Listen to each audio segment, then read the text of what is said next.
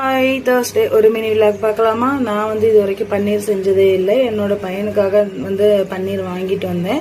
தம்பி இது வரைக்கும் பன்னீர் சாப்பிட்டதில்லை. இப்போ தான் ஃபர்ஸ்ட் டைம் வந்து பன்னீர் கொடுக்க போகிறேன் அவனுக்குமே.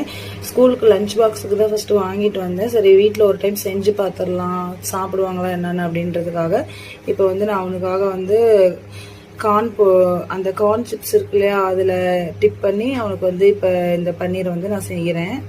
தம்பிக்கு மட்டும் கடலை மாவும் அந்த கார்ன் சிப்ஸும் போட்டு செஞ்சுட்டு எங்களுக்கு வந்து சில்லியாக செஞ்சுக்கலாம் அப்படின்ட்டு சில்லிக்கு கொஞ்சம் தனியாக வந்து எடுத்து வச்சுட்டேன். இங்கிட்டு நான் செஞ்சிட்டு இருக்கும் போதே என்னோட ஹஸ்பண்ட் வந்து அங்கிட்டு இங்கே ஒன்று கூட சாப்பிட்டு பார்ப்போம் அப்படின்னு சொல்லி கேட்டாங்க.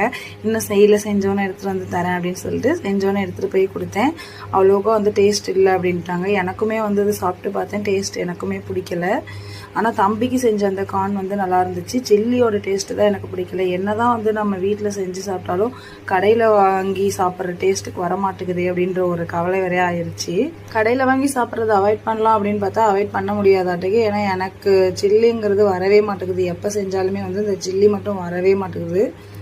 ஃபைனலாக ஒரு வழியாக அந்த சில்லியை வந்து செஞ்சு முடிச்சாச்சு. அந்த சில்லியில் அப்பயும் வந்து உப்பு காரம் எதுவும் பத்தாதனால நான் மேலே வந்து இந்த பெப்பர் மசாலா கொஞ்சம் தூவி விட்டு உப்பு லைட்டாக போட்டு விட்டேன். அதுக்கப்புறம் ஓரளவு சுமாராக இருந்துச்சு.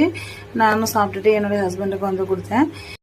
அவங்களும் வந்து சாப்பிட்டு முடிச்சுட்டு தம்பி அழைக்கிறதுக்கு நேரம் ஆச்சுன்னு தம்பி அழைக்க போயிட்டாங்க. தம்பி அழைச்சிட்டு வந்ததுக்கப்புறமா தம்பிக்கு வந்து ட்ரெஸ் சேஞ்ச்லாம் பண்ணி விட்டுட்டு அவனோட லஞ்ச் பேக்லாம் வந்து ஃபஸ்ட்டு செக் பண்ணிட்டேன். செக் பண்ணதில் சாப்பாடு எல்லாமே சாப்பிட்டுட்டாங்க, ஸ்நாக்ஸ் எல்லாம். பட் வந்து பீட்ரூட் மட்டும் ரிட்டர்ன் கொண்டு வந்துட்டாங்க. தண்ணியும் அது மாதிரி குடிக்கல அப்படிங்கிறனால அவனை வந்து சண்டை போட்டுட்டு தண்ணி டெய்லியும் குடிக்கணும், நல்லா சாப்பிட்ணுன்னு சொல்லிட்டு அப்புறம் தம்பிக்கு எடுத்துகிட்டு வந்து கொடுத்துட்டேன். அவங்க வந்து வாங்கவே இல்லை. எனக்கு இது ஃபஸ்ட்டு வேணாம், எனக்கு வந்து ஸ்வீட் தான் வேணும் அப்படின்ட்டு ஒரே பிடிவாதம். அதுக்கப்புறமா வந்து ஸ்வீட்டை ஒரு வழியாக எடுத்து சாப்பிட்டு முடிச்சதுக்கப்புறம் தான் வந்து தம்பி இதையே வந்து வாங்கி சாப்பிட ஆரம்பித்தாங்க.